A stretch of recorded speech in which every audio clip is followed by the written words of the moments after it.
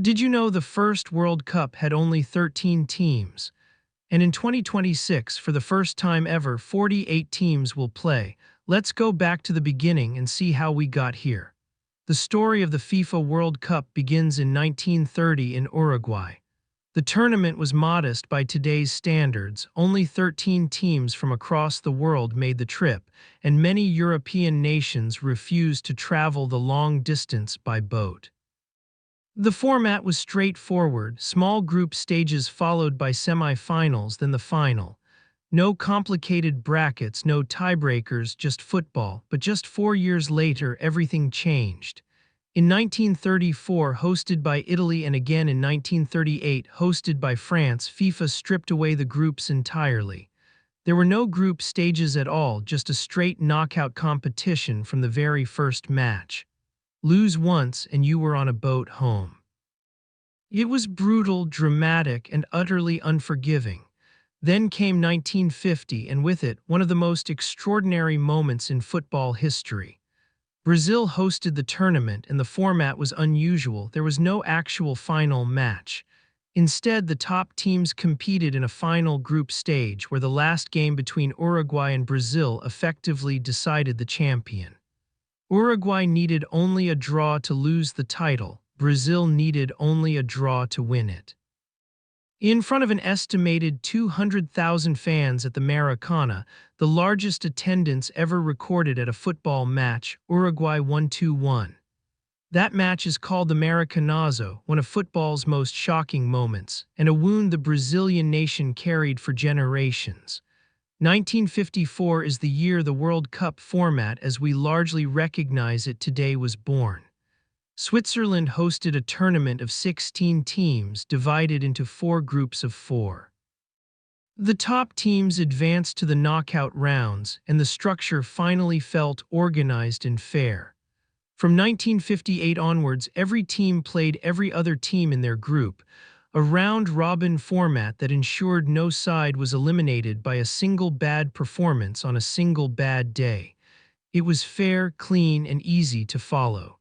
This era produced some of the most iconic moments in football history.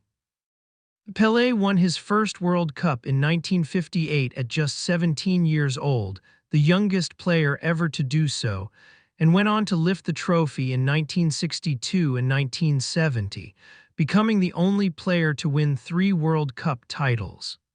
England won the tournament on home soil in 1966, beating West Germany 4-2 in the final at Wembley.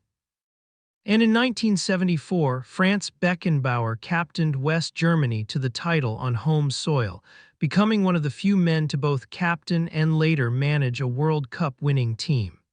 However, in 1974 and 1978, FIFA experimented with something different. Instead of traditional quarterfinals, they introduced a second group stage where the surviving teams were redistributed into new groups before the semi-finals. It was a format that confused fans and created awkward situations where teams already knew what results they needed going into the final group games. People didn't love it. The simplicity of a straight knockout had been replaced by something complicated, and football fans made their feelings clear. By the late 1970s, it was also becoming obvious that 16 teams was no longer enough. Football had grown globally. More nations were competing, more confederations were demanding representation, and FIFA knew expansion was coming. Spain 1982 brought the biggest structural change the World Cup had seen in nearly 3 decades. The tournament jumped from 16 to 24 teams, a 50% increase in a single edition. The new format featured 6 groups of 4, with the top 2 teams from each group advancing. That gave 12 teams in the second round, which was once again organized as a group stage before semi-finals and the final. But it was Mexico 1986 that finally delivered the format fans had been waiting for. FIFA introduced the round of 16, last seen all the way back in 1938, replacing the second group stage with direct knockout matches. This is the tournament where Diego Maradona delivered one of the most controversial and brilliant individual performances in World Cup history. In the quarter-final against England, he scored 2 goals. The first with his hand, infamously described by Maradona himself as a little with the head of Maradona and a little with the hand of God, and the second, 4 minutes later, a solo run from his own half, dribbling past 5 England players, that is widely considered the greatest goal ever scored. The clean format of groups right arrow round of 16 right arrow quarterfinals right arrow semifinals right arrow final was so effective that it stayed for 1990 in Italy and 1994 in the United States without a single structural change. 3 consecutive World Cups, same format, a sign that FIFA had finally found something that worked. France 1998 brought the biggest change yet. The World Cup expanded once again, this time to 32 teams, organized into 8 groups of 4.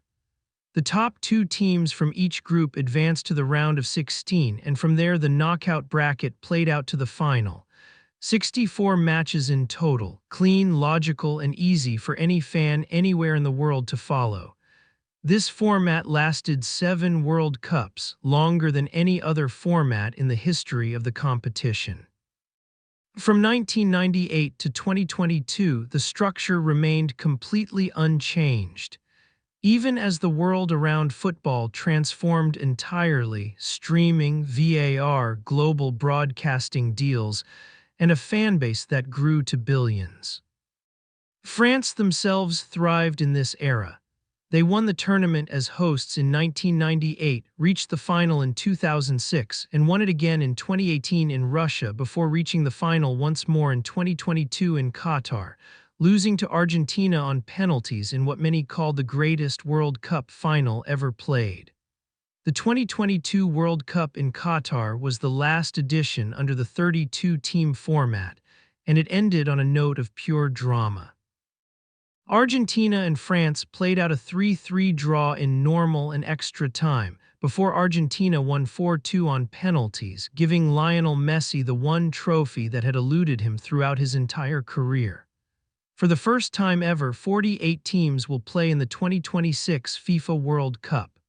The tournament will be hosted across 3 countries simultaneously, the United States, Canada, and Mexico, making it the first World Cup ever to span 3 nations. The format is entirely new. There will be 12 groups of 4 teams, with the top 2 from each group qualifying for the next round automatically. In addition, the 8 best third-place teams across all groups will also advance, meaning a total of 32 teams will progress from the group stage. This introduces a brand new stage to World Cup history, the round of 32, a stage never seen before in any previous edition of the tournament. From the round of 32, the competition continues through a round of 16, quarter-finals, semi-finals, and the final, a familiar knockout path, but with significantly more matches leading into it. The total match count will be 104 games, almost double the 64 matches played in the current 32-team format. The expanded format means more countries will have a genuine chance to compete on football's biggest stage. Nations from Africa, Asia, the Americas, and Oceania will receive additional slots, reflecting how much the global game has grown since 1930, when only 13 teams were willing and able to make the journey to Uruguay. More teams, more countries, more matches, and more moments that will be remembered for generations, from a stunning upset in the group stage to a last-minute penalty in a final that stops the world. The journey has been remarkable, from 13 teams in 1930 to 16 in 1954 to 24 in 1982 to 32 in 1998 and now to 48 in 2026. Each expansion reflected not just organizational decisions but the growth of football itself, from a European and South American sport into a truly global one. Which format do you think was the best? Let us know in the comments below.